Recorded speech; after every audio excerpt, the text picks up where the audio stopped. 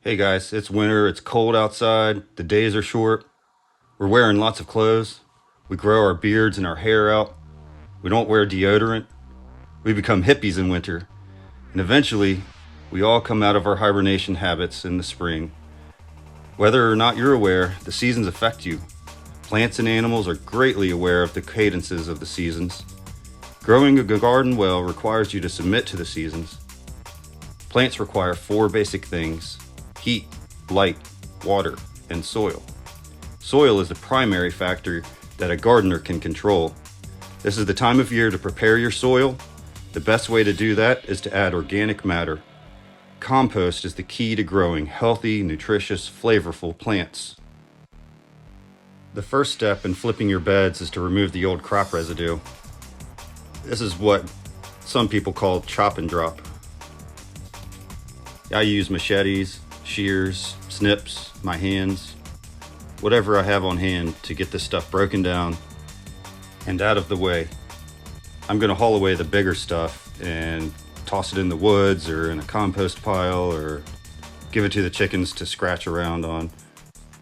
The biggest takeaway is using all this crop residue from last year and dropping it in place, turning it into compost for the following season's plants. I'm going to pull these root balls out of here. They're too big. They get in the way for next year's crops. If you got a bed of lettuce or something smaller that isn't woody, you can leave it in place, but these are just too big. The advantage of leaving roots is that you've got all the microbes still in the soil. A mulching mower is your best friend. Just go back and forth, back and forth, back and forth. Rake the stuff that it kicks out back into the row and turn that stuff into finely chopped material, and then hit it again, back and forth, back and forth. It's really gonna incorporate that stuff really well into the soil, and it also helps to make your rows straight. I don't even have to pop a line to make a straight row. The wheels pretty much do that for you. So you're just back and forth and back and forth, and it just makes it so easy to define your bed and your walking path. The next task is to loosen up that soil. Some people till, but I just prefer not to. It turns the soil over. All the weed seeds that are down deep get turned up, and you just end up with too many weeds. I mean, I'm not weed free, but I have learned that it's better to just use a broad fork and not till. It's also going to keep the layers, and you've got at the top layer, you've got material, plant material. Below that is composted material, and then below that is the subsoil. So this is only aerating the soil. It's not actually turning it over. Far superior. My broad fork is 20 inches and the mower is 20 inches, so it works out well for my beds. The other advantage to no-till is you are keeping the carbon in the ground where it's needed. If you're tilling, you're turning all that soil over and exposing it to the air, and it is off-gassing carbon into the atmosphere instead of being used and available for the microbes and for the plants. So I highly recommend that you don't till. If you can't fork, just leave it. The next step is to add a deep mulch layer. This isn't exactly Ruth Stout deep mulching, but it's pretty similar.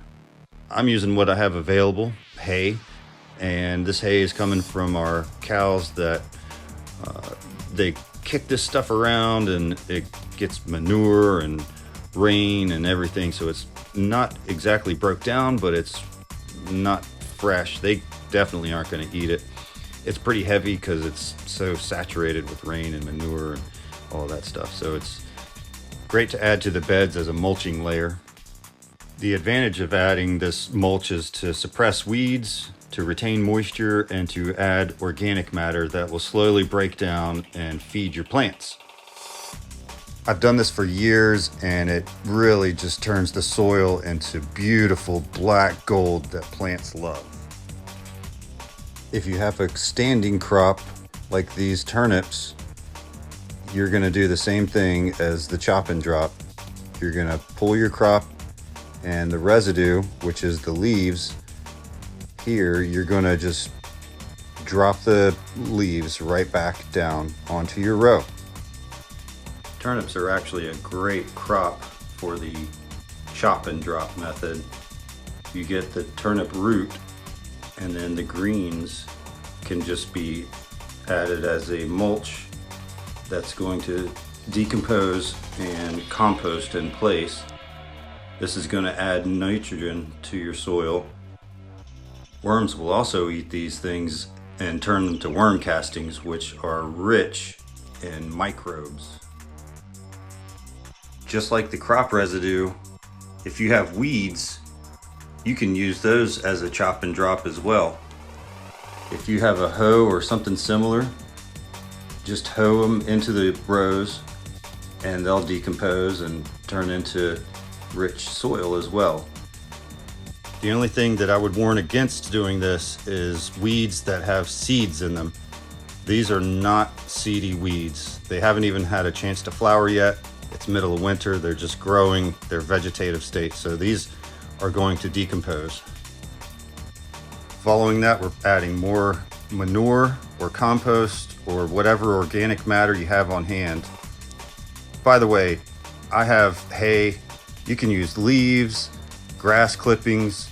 Again, with grass, you want to be careful that you don't have a whole bunch of weed seeds and that sort of thing in there.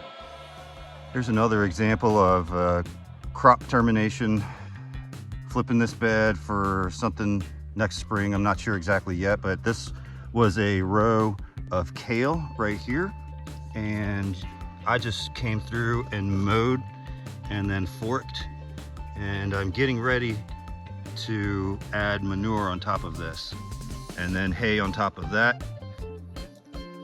This is a terminated bed of mixed greens, and I did the same thing, mowed and forked.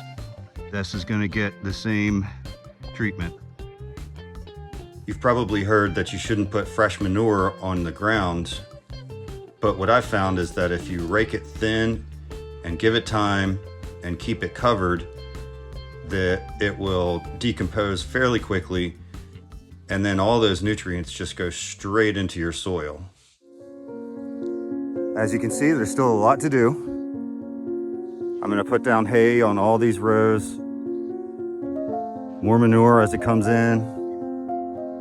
Hope you enjoyed the video. Hope you learned something. Until next time, God bless.